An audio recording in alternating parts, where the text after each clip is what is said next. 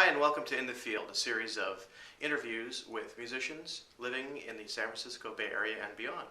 I'm your host, Romus, and today we'll be speaking with Gino Robair, percussionist, drummer, improviser, and composer, who will be performing at the 10th annual Outsound New Music Summit on Friday, July 22nd at the Community Music Center. So in just a moment, we'll be talking with Gino. Thank you, Gina, for joining me on In the Field. Thank you, Brent. Happy to be here. And we're going to talk a little bit about your music influences, what you're doing at the 10th Annual Outsound New Music Summit. I always ask folks when I first talk with them if they can remember what one of their first or most influential experiences were that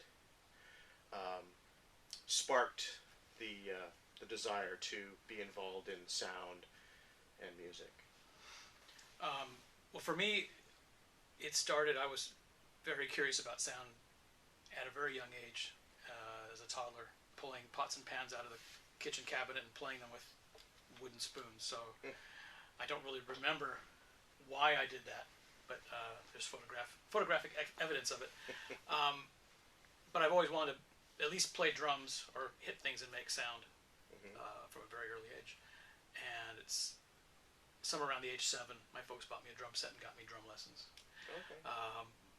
And from there, I felt like I wanted to create my own music and not just play other people's music. I just always had that desire. So when I took piano lessons, I would end up rewriting my pieces or improvising around the pieces, or just making things up, much to the chagrin of my teacher, who wanted me to play things perfectly. But he was pretty patient about it. Wow. And eventually he gave me theory lessons, because you can see I wanted to compose. And he was a church organist, so improvisation is a very big part of playing the organ. So you can see that he wanted to help me move into that direction. So this was when you were 7, 8. Well, by that time it was junior high school. Okay. Yeah. Right. So through the early years, I just took drum lessons, and eventually in junior high school I got pretty serious about playing in the band. Right. And when I got piano lessons, that's when that started. So by the time I got into high school, I was already writing pieces for percussion and piano and things like that. Oh, okay. And improvising in the sort of the way that kids that play rock and roll right. improvise with instruments. Right, exactly. So you've experienced music in many of the standardized forms, and like many of us coming up as we grow up, we have these various elements through radio and concerts and colleagues and other kids and records and so forth. But what's interesting to me is to find out what it was that influenced you to say, maybe if I take this 4/4 beat and added something else in there that would change that up. Do you remember if there was ever a pivotal point or moment that sparked that interest, that desire to step outside of the process, out of the box, so to speak? Yes and no. I think the music I gravitated towards tended to be music that had non-4/4 beat stuff, and I think the first unusual album I had was by The Residents. Okay. Fingerprints, probably 1976 or something like that when I was 12 or 13.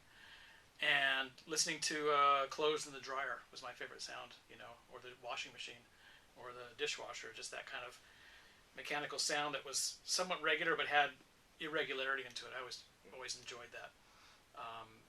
And so in my mind I thought, boy, it would be great to play drums like that, or play music right. play music like that. And then later discovered that people did make music like that. Right.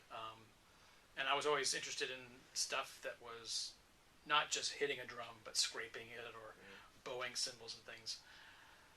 And fortunately, I've always been around percussionists, classical percussionists, and that's kind of the world they inhabit, was trying to find new sounds and things. So probably from a pretty early age, I was aware of it. I didn't realize how vast the number of people doing it was, but certainly I messed around with it before I knew it was something that was more than just something fun to do. Right. So you, when did you start meeting others that were doing this kind of stuff or experiencing this? In high school, Yeah. in the marching band, there was a lot of Wow. experimental attitude. We had the band director when I first started was a percussionist. Mhm. So in our marching band, we had a very strong and experimental percussion line. So by the time I was in a senior, we were writing cadences that had 5 over the 4. You had some kind of 4 going, but then you'd have 5s and 7s and odd groupings. So people could march to it, but the percussionists could enjoy themselves by playing something more complex. And I'd done a piece for tape and percussion, a collaboration with Tom Scandura, because we went to high school together, and he was also into experimental music. So, and I had a 4-track recorder, so we put together a 4-track tape, and then we improvised percussion along with it, in this sort of programmatic way. But then when I got to college, they had a new music ensemble at the University of Redlands, and that's where I met my first group of people who were really seriously interested in improvisation, and they were listening to AMM and Derek Bailey and Sun Ra and all that kind of stuff. So at that point, I realized that's what I want to do. Right. Up until then, I thought, well, I'll be a classical percussionist and Right.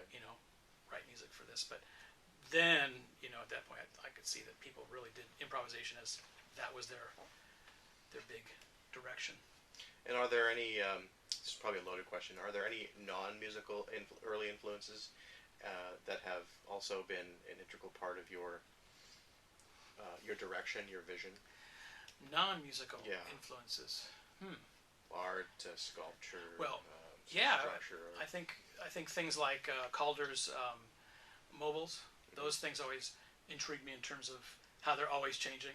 And when I think about, like, for example, my opera, I describe it as in those kind of terms where you have same group of elements, but the order in which they happen is always changing in real time. So it's not like you predetermine that it's going to be in this direction. You let it happen, and you allow things to change within the composition in real time.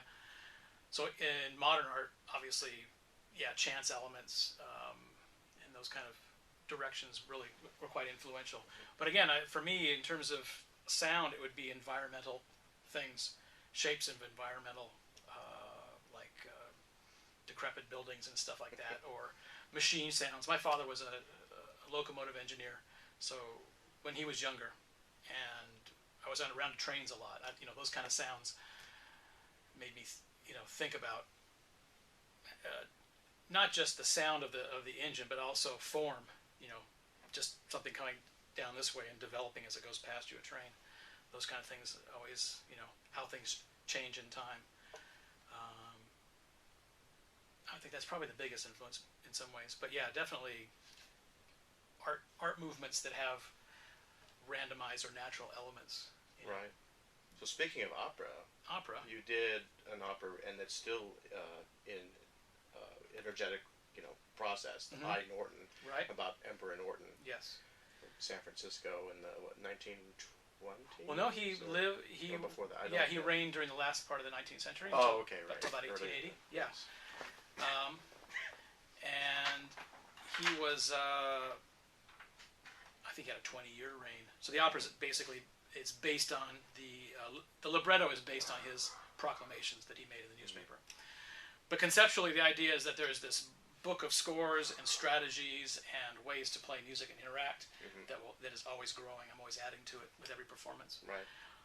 And in performance, we don't set a linear direction. We just let different things happen in time as they need to happen to make a piece. So I'm basically, as the conductor, choosing small ensembles and having them overlap on top of each other. Okay. But the musicians themselves can also cue each other and start pieces. So it's a three-dimensional performance that sometimes goes out of the control of the conductor, which is something it's taken a long time to get to the point where I'm satisfied that it's not hokey.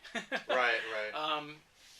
But it's starting to work. That was influenced a lot by composers like John Zorn and his game pieces, and Anthony Braxton's ideas of using multiple pieces on top of each other, among other things. But also the hand cue system that goes back through Zappa and Sun Ra, and just being able to make very big changes with the musicians without having to have a score or have a predetermined set of things. You can take the piece in any direction. Right. And also in gamelan, Central Javanese gamelan, every instrumentalist has a chance to cue the piece in some way to go in a different direction at certain points in a composition. And I always thought that was really nice. So, even no instrument is beyond the ability to really change the course of the opera. And that's that aspect is what I really enjoy, is a sort of not indeterminacy, but really non-linearity. Right. That's available. And so that's kind of something I've been working on a lot, that area between full composition and complete improvisation, that whole gray area where you can have structured elements and non-structured elements. So the opera has been the place I do the most experimenting with form in that way. And so the stuff that works I keep in the opera. And so every performance has new elements. The performance coming up has, elements for scored elements, so that you have completely scored sections within a larger improvised thing. And all of a sudden it really stands out and gives it a third dimension. And the structures shift in different places to come at different points depending on the performance. Yeah. We don't start out with a plan saying, okay, we're going to start with this piece and end with this piece. Typically we have all these pieces available, and then I cue them, or people start them.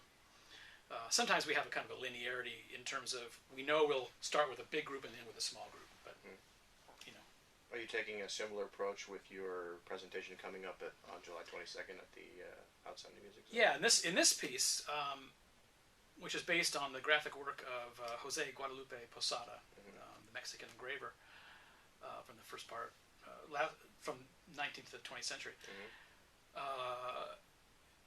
There's a suite of pieces that are inspired by various Calaveras drawings of his, of the skulls and of the skeletons. And then of that suite of pieces, we can go from any of the pieces into another piece and have improvisation on top. So the idea is that we've got maybe 12 or 20 pieces, and that the conductor just cues a piece, that piece starts, and then when that piece is finishing off, I can start an improvisation or a duo as a transition between another piece. So it's a little bit more formalized, and things are composed and structured, but how the order of them and how they transition is completely is a little bit more fluid. I think for the performance, I'm going to do an even more broken down version of it, because as I'm writing it, I kind of like the idea of starting with this really full-on structured idea and then atomizing it a little bit. So that's sort of the direction I'm heading in. And at this point, it's for a quintet, so it's a smaller group with flutes, which includes ocarinas all the way down to bass flute, acoustic guitar in an open tuning, upright bass, marimba, and percussion. Are you also playing as well as conducting, or no? I'm just going to conduct this purely one. conducting, right? So I don't have to worry about switching.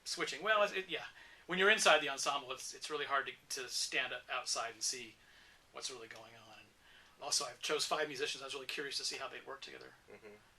So it's a new configuration. It's a totally new configuration with And the pieces, are they? I'm curious if they're notated in any elements, or are artists seeing the visuals? No, they're fully notated with melodic material, rhythmic material. Right. Often they'll have a sheet of maybe 50 rhythmic cells, and they repeat the cell and then go to another cell and go to another cell, so that their section slowly evolves over time. Right. And when you have 4 or 5 people doing this simultaneously, there's a sort of slow evolution of stuff, but it's not in sync. And then the sections, the notated sections, are trios and quintets mostly, and some duos, so that you just have 1 or 2 people playing an element, and that allows me to have a 3rd or 4th person that can play on top as an improvisation or play another melody. So it's a little bit like the opera in terms of having the ability to layer stuff, but the actual sections are fully notated, and probably a lot more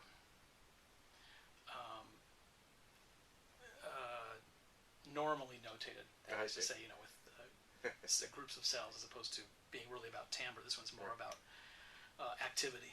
Okay. Yeah. Great. If that makes any sense, it's completely vague. It sounds like the visual elements were richly inspired the sonic presentation, right? Yeah, exactly. Because there's all these great scenes, and I wanted to show. Well, this is one of the most famous ones. Of course. the woman with the beautiful hat. Oh yeah, right. And then I've got some of couples dancing, and I've got a couple of armies charging on each other. I see. That's kind of, what is that? What kind of feeling do I get when I'm writing music? And that's letting that sort of, okay, so the dancing couple are dancing to music. So I kind of, something that I think, might be the kind of thing you would hear in late 19th century Mexico, but not obviously, writing that kind of music. But it's in today's world. In today's world, I mean, I let it inspire me. Let's put it that way. Exactly. And then I just sort of take it apart by phrase, and put the phrases in groupings to let somebody walk around. I don't have the sheet with me right now, but for example, the percussion part starts with it's a circle in the middle with the core phrase, and then there's like the sun, these rays coming out, and they can go to the next phrase here. But if they do, they can't go to this one. They have to work their way around to this one. Oh. So there's concentric rings of phrases that they have to work. So the percussion part is always evolving, kind of like it does in folk music. Right.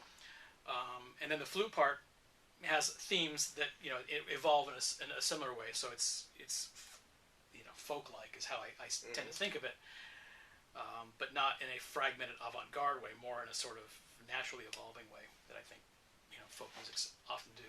Wonderful. Yeah. So that's the direction I'm working in. I'm still working out tweaking some of the elements to to be satisfied with them hopefully by the day of the performance. Well, it should be an interesting experience, and I hope folks watching before the 22nd of July will come out to experience your work and to actually hear the sonic creation from your description, your verbal description of the visuals of persona and so forth. So.